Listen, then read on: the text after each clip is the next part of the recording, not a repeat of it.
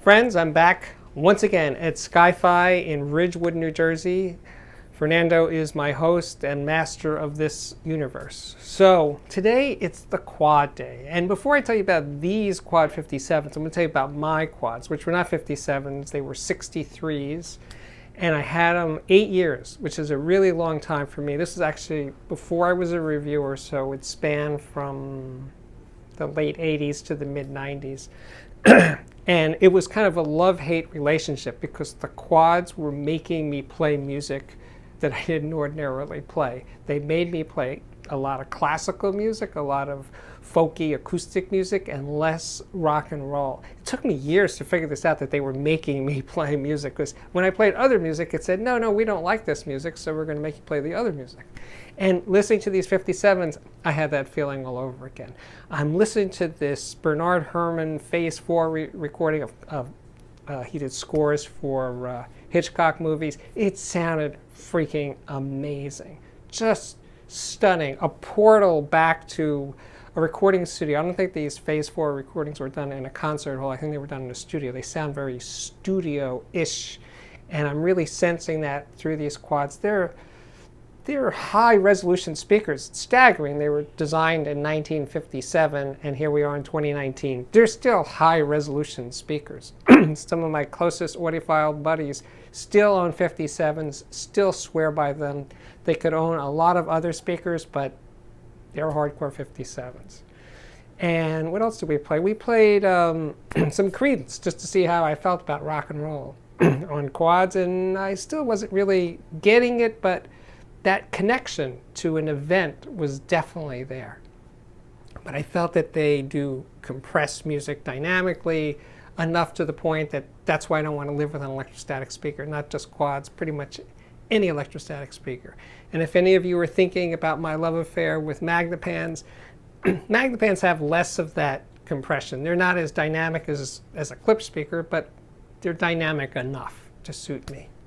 But these 57s, they've been restored. They have new connectors and these bronze firewall grills, whatever. I just love the look of them.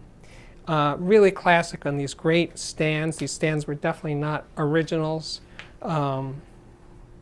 Just elegant. They look like they belong, even though the stands are a completely different time than a 1957 speaker.